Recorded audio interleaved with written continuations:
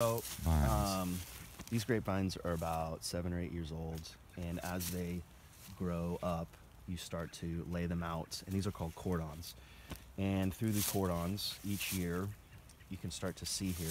This is this is last year's wood, and this is last year's wood, and this is the year before the spur, and then this was the year before that, the year before that, the year before that, the year before that. And you can start to see how the vines develop. So what we're doing right now is we're setting up we're trying to balance out the vine and set up this year's fruit load. So what I mean by that is we come in and we're going to decide where we want this year's shoots to be positioned. And it's kind of like a haircut, so you don't want to mess it up because you can't go back and put anything back on the vine. Oh, great! So you're trusting me to do this? Exactly. This vine has a lot going on, right? So it's got this huge like cluster F from last year. So I want to get rid of this. So, but you know, for me, because I'm going to be doing this, how do you decide what to cut off? I mean, do you want to keep them sort of linear like this? So or the goal would be to leave 3 to 4 spurs on each side of the vine, right? And each spur wants to be around like your hands width apart. So like that was good last year, that was good. This was a little close. Then you got this one from the other vine.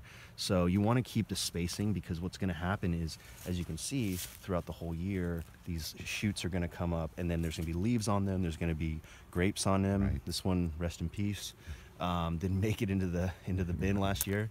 So this is going to be a huge canopy, and if you have too much going on, you're going to start to have mildew issues, because when it rains and water gets stuck in here, it's going to basically create mildew because there's not going to be enough airflow. And so you got to really figure out how you're going to space the fruit correctly so the vine is balanced, not overcropped, not undercropped, and is also spread out enough so you don't have like huge canopy and mildew. Mildew parties is what I call them, is where you have all these leaves just bunched in here, just waiting to cause mildew, which affects the grapes and the quality. So, like right here, this is an issue because we don't have a lot of space in here. So I'm just actually gonna take that whole thing off.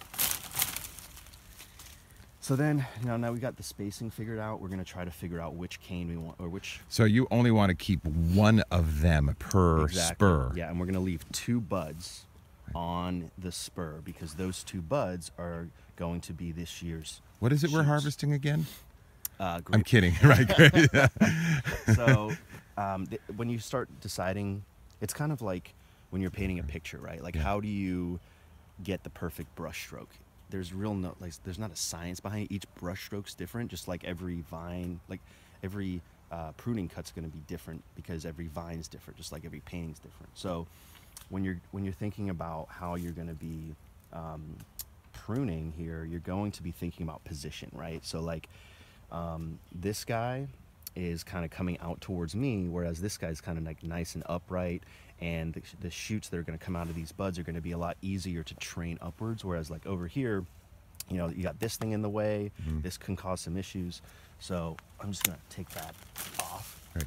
And then what I'm going to do is come in here and sideways cut it at an angle like that, and there you go. This is going to be, I'm cleaning this up a little, this is going to be this year's spur. And then off of these 2 buds, we're going to get shoots that come out of here, and we're going to train them up. On each of those shoots, there's going to be 2 grape clusters. So that way we start to figure out, we've got 1, 2, 3, Great. and like this little crap that I just want to take that stuff off. So on this side, this cordon, I've got 3 spurs. Each is going to have 2 shoots come out of it. Each of those shoots is going to hold 2 grape clusters. So my goal would be to have between 6 to 10 spurs per vine. And so I'm going to come over here, get that one. This one is, I don't really like this one because this one's really weak. You can see like this thing that doesn't impress me. What was more impressive was this vine. So I'm gonna or that shoot. So I'm gonna come in here, take that off. This thing has a lot going on. We're going to take the strongest one, and because it's nice and positioned back in instead of out, we'll take these off and train this guy. And then this guy, I don't really like this guy because he's coming over and it's interfering with this vine. Got it. This one's a little farther back. It's better positioned. So we're gonna come in here, take that off like that, and this is where you wanna put your glasses on because you don't want to take your eye out. But there you go. Got it. And there you go. So all of a sudden, we've given this guy a nice haircut. It's set up for this year. We got 1, 2, 3, 4, 5, 6, 7, 6 to 8, 6 to 10 spurs is fine. This way we'll have about, my goal would be to get about 5 to 8 pounds off of this vine. So you're saying probably each spur will produce 2 clusters? Yeah. So you're talking 12 clusters Yep. on this vine. And there's about half a pound. Our clusters we're Cabernet Franc here. They're about half a pound. So 12, if we get 12 grape clusters, that's about 6 pounds. So Great. That's how you try to measure it out. So this guy. Cool. I'm going to cut one. Yeah, yeah. Here, no, take this. Okay. And then point it Try out. this guy. I mean, I'm just going to practice here. And so if vintage 2017 is fucked up, you know who to blame. Exactly. So like this one needs to go. Probably you want to keep this one. Yes, that's a good Right? call. So you're just gonna come down in here. low. Yeah. You want to get as close down here as possible. Got it. There you go. Voila. And then get And that then guy. get this. So you got 2 clusters, 2 buds Yep. here. So I would cut it about here. Perfect. Yep. Ta-da! There it is. All right. First one. It's going to be a great vintage. And is that a? That's a okay. Cool. Yeah. So